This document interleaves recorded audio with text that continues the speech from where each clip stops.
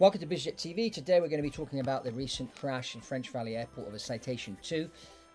So it's early days still, but I think I can see where the cause was there. Welcome to Biz Jet TV. If you haven't been here before, subscribe to the channel and get yourself a copy of The Quantum Economy if you haven't done so already. It's my latest book, just came out. You can click on the link below. This is about private jets. It's about how using a private jet as a business tool. It's about the trends for the market as far as business is concerned, the upcoming markets, upcoming technologies, how the landscape of business is changing, and how you need to accelerate the way you do things, hence the name, the quantum economy and the private jet. In here, there's stories of a number of entrepreneurs that have used a private jet early on in their careers to build their business, so they didn't wait to make the big money to buy the airplane. They started either chartering or leasing or buying, bought a plane very early on and used it as a business tool to scale their business. And that's really the core message here in the book, The Quantum Economy. So grab yourself a copy. And anyway, let's get into what happened. This was an airplane that was flying with 6 people on board from Las Vegas into French Valley Airport, or Marietta Temecula French Valley Airport, as it's called, in California. Coming into runway 18, there was a fog at that time. They came in for the approach. The pilot then decides to do a go-around, or a missed approach as you call it in the States, and informed ATC that he was going to come round for another attempt. On the second attempt, he crashed 500 feet short of the runway, and unfortunately everybody died. Now, the pilot that was flying was a commercial pilot. We don't know much about his experience. But what I can tell you, having flown low visibility procedures before, it's looking like there was only one pilot on board, and I don't think that pilot was trained properly to do low visibility approaches. Now, one thing, is flying an instrument approach, and when you are flying a low visibility procedure, in particular when you're flying it in real life, which I've done many times flying the 737, there's 2 pilots. One is flying the instruments, and one will be making the call outs and looking at the instruments, and at a certain point one will be looking outside and one will be looking inside. And when you make that transition from inside to outside, and it's all white out there and you just see the lights, it's not easy.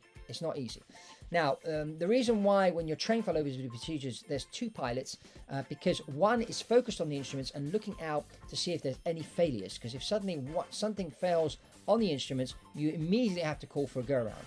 Now, if you try and do this on your own, 4 eyes are better than 2, and you're not trained properly to do low visibility procedure. You've actually done it in the simulator, so where you can kind of see what it looks like, and never done it in real life, you are going to put yourself in a difficult situation. So obviously, he was anxious to land in a situation like that, and I think training or lack of training or poor training is probably going to end up being the cause of this crash. Because as I said, if you are flying your own aircraft, you do need to train in low visibility procedures, just so you can experience to see what it's like. And you can sort of, like everything with an airplane, you've got to understand what the airplane's limitations are and what your limitations are. And what your limitations are in certain situations. So you've got to know yourself, know the airplane, and know what you and the airplane can do together. And that's really, really important. But, launching out, and he did the good thing. He did a go around on the first attempt, which was a great decision. Okay. So obviously couldn't see the runway. Decided to do it for a second attempt, which is fine. I've done that before now. We always used to say, when I was flying for the airlines, you'd do 2 attempts. If after the second attempt it didn't work, you go around and divert to your alternate aerodrome. That's basically what you would do. So, of course, after the first attempt, you've got to see what the weather's like and whatever, and figure out if it is worthwhile going for a second attempt or not. But in the case of low visibility, which probably saw, Las Vegas to this place in California is not a long flight, so you would have seen on the weather forecast that there was low visibility over there. So you would have known before you left that you were going to be putting yourself into a low visibility approach. And so if you're trained, great, you know what to do. If you're not trained, you are risking your life and the life of the other people on board. So again, this is probably a situation where we had another pilot owner that hadn't had enough training, thought they could just off they go and fly their jets easy peasy. Airplanes quite simple to fly when the weather's good. When the weather gets bad or emergencies happen, that's when the training kicks in. And so this is why it's important. Sometimes you go through all your training and nothing eventful happens, or no major incident happens, or no emergency happens for maybe a year or two.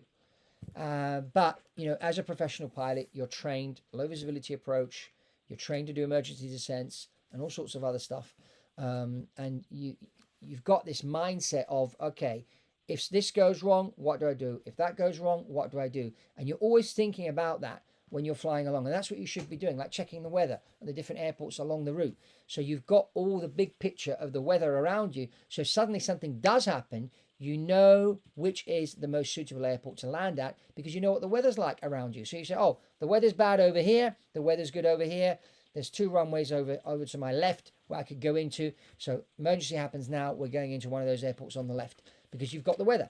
But most people, they just fly along and enjoy the flight, and don't think about, what could go wrong, and if something goes wrong, what they need to do. And this is what airmanship is all about. It's understanding, what can go wrong and being prepared. Preparation is really, really key.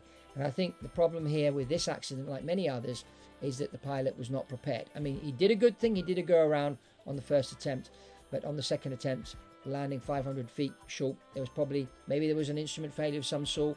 Maybe he got a bit antsy and decided to descend. I don't know. We'll find out once the investigators finish looking at it. But certainly I think low visibility procedures is something very serious, and something every pilot should be trained in and understand how this whole thing works. So if you haven't subscribed to Biz Jet TV, I encourage you to subscribe to the channel. Get yourself a copy of The Quantum Economy. Click on the link below to get yourself a copy. And if you've already got a copy, please write a review for us. And check out this other video we did just recently. I'm sure you'll enjoy it, about the recent Phenom 300 crash that happened early on in January of this year. And you'll learn all about that. That's all from Fabrizio Poli on Biz Jet TV. And I'll see you on the next one.